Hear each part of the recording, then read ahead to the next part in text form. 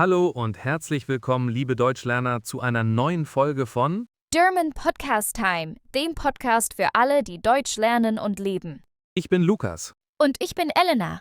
Wir freuen uns sehr, dass ihr heute wieder eingeschaltet habt. Wir haben heute ein Thema, das, glaube ich, jeden betrifft. Es ist der absolute Start in den Tag. Genau, wir sprechen heute über deine Morgenroutine. Also, was macht man morgens, um gut in den Tag zu kommen? Was sind die Rituale, die uns helfen, produktiv und glücklich zu sein? Und wir haben da, glaube ich, sehr unterschiedliche Ansätze, Elena. Oh ja, das kann man wohl sagen. Deswegen, Lukas, als bekannter Frühaufsteher, erzähl auch mal, wie startest du in den Tag? Ah, ja, der Frühaufsteher, das stimmt.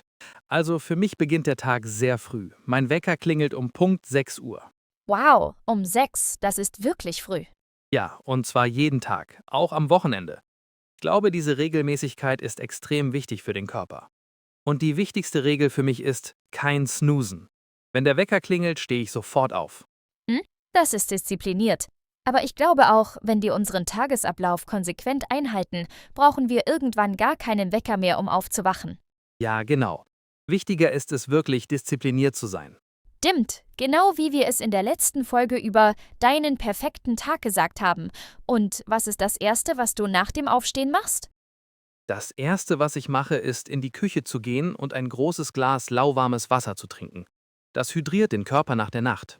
Danach trinke ich noch einen Kaffee und dann ziehe ich direkt meine Sportsachen an. Okay, also direkt von 0 auf 100. Keine langsame Eingewöhnung. Genau. Ich gehe dann entweder eine halbe Stunde im Park joggen, wenn das Wetter gut ist, oder mache zu Hause ein kurzes Workout. Liegestütze, Kniebeugen, solche Dinge. Es geht darum, den Kreislauf in Schwung zu bringen. Und warum ist es für dich so wichtig, direkt morgens Sport zu treiben? Für mich hat das zwei große Vorteile.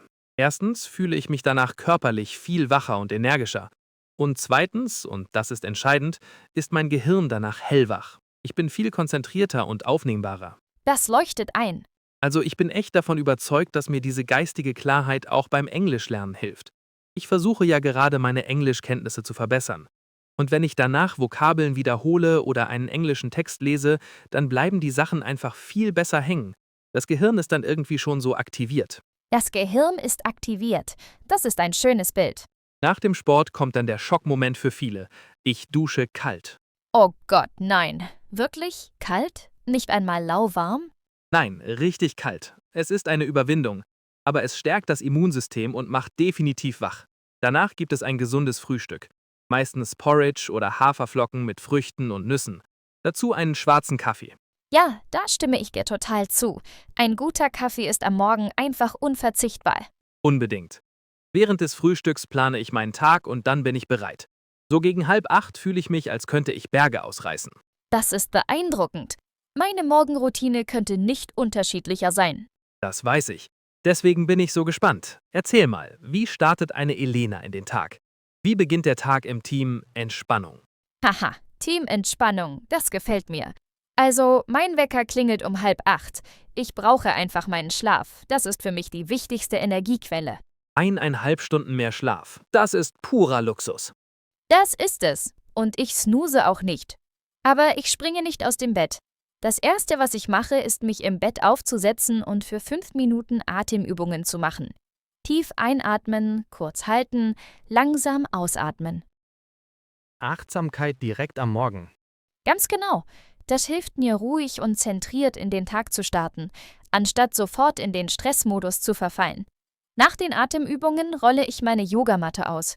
Ich mache dann für etwa 15 bis 20 Minuten ein paar sanfte Yogaübungen. Hauptsächlich Dehnungen, um den Körper langsam aufzuwecken. Also auch Bewegung, aber eben auf eine ganz andere, ruhigere Art und Weise. Ja, mein Ziel ist es, den Kopf frei zu bekommen.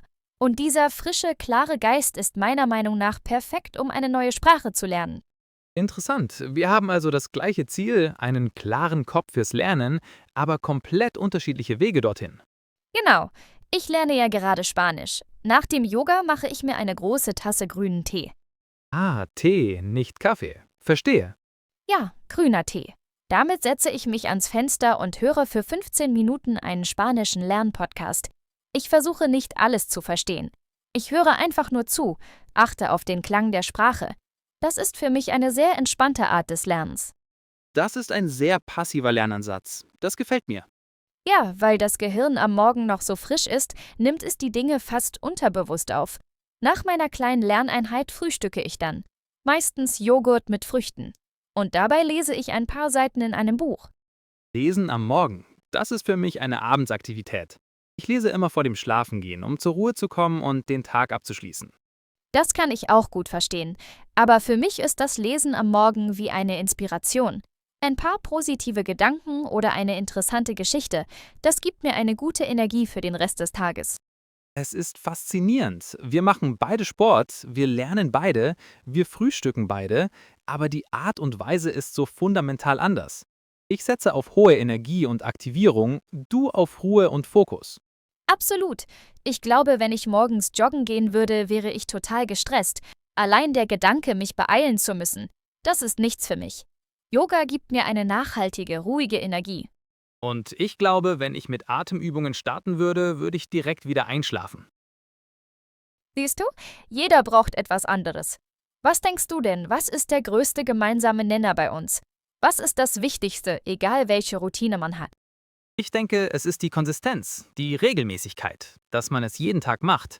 Eine Routine ist nur dann eine Routine, wenn sie regelmäßig stattfindet. Das gibt dem Tag Struktur und dem Gehirn Sicherheit. Das ist ein sehr guter Punkt. Regelmäßigkeit. Das gilt ja auch perfekt fürs Langsprachenlernen. Jeden Tag 15 Minuten Deutsch lernen ist viel effektiver als einmal pro Woche für 2 Stunden. Ganz genau. Es geht darum, eine Gewohnheit aufzubauen. Und der Morgen ist die perfekte Zeit dafür, weil der Tag noch unberührt ist.